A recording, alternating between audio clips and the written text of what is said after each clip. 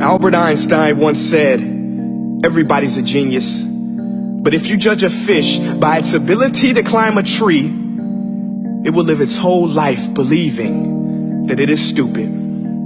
Ladies and gentlemen of the jury, today on trial we have modern day schooling. Glad you could come. Not only does he make fish climb trees, but also makes them climb down and do a 10-mile run. Tell me, school, are you proud of the things you've done?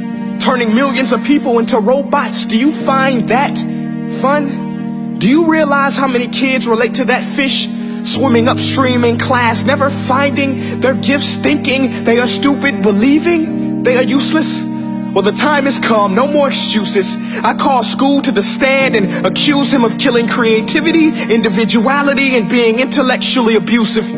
He's an ancient institution that has outlived his usage. So, Your Honor, this concludes my opening statement, and if I may present the evidence of my case, I will prove it. Proceed. Exhibit A. Here's a modern day phone. Recognize it?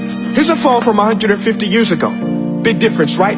Stay with me. Here's a car from today, and here's a car from 150 years ago. Big difference, right? Well, get this. Here's a classroom of today, and here's a class we used 150 years ago. Now ain't that a shame? In literally more than a century, nothing has changed. Yet you claim to prepare students for the future? But with evidence like that, I must ask, do you prepare students for the future or the past?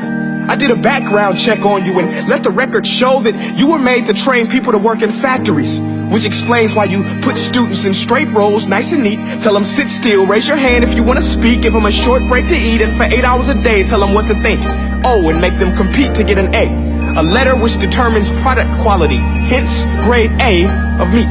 I get it. Back then, times were different. We all have a past. I myself am no Gandhi. But today, we don't need to make robot zombies. The world has progressed. And now we need people who think creatively, innovatively, critically, independently, with the ability to connect. See, every scientist will tell you that no two brains are the same. And every parent with 2 or more children will confirm that claim.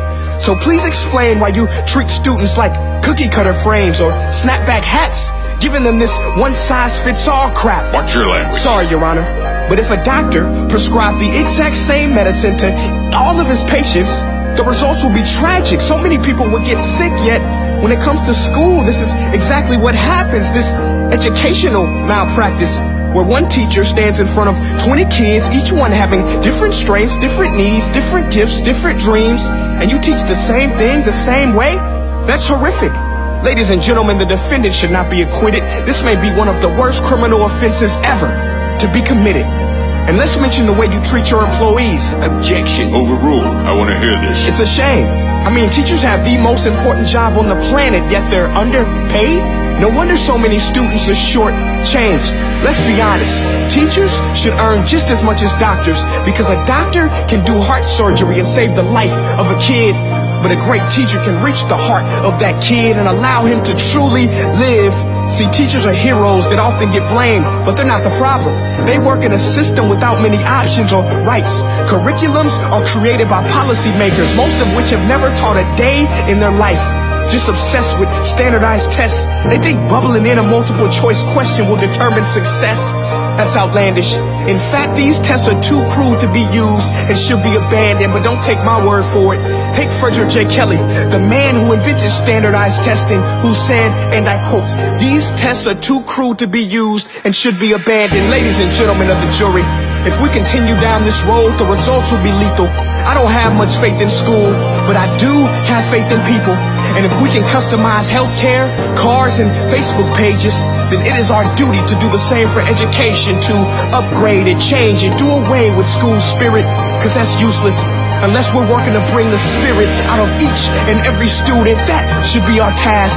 No more Common Core. Instead, let's reach the core of every heart in every class. Sure, math is important, but no more than art or dance. Let's give every gift an equal chance. I know this sounds like a dream, but countries like Finland are doing impressive things. They have shorter school days. Teachers make a decent wage. Homework is non-existent, and they focus on collaboration instead of competition. But here's the kicker, boys and girls. Their educational system outperforms every other country in the world. Other places like Singapore are succeeding rapidly. Schools like Montessori, programs like Khan Academy. There is no single solution, but let's get moving. Because while students may be 20% of our population, they are 100% of our future. So let's attend to their dreams, and there's no telling what we can achieve. This is a world in which I believe, a world where fish are no longer forced to climb trees. I'll rest my case.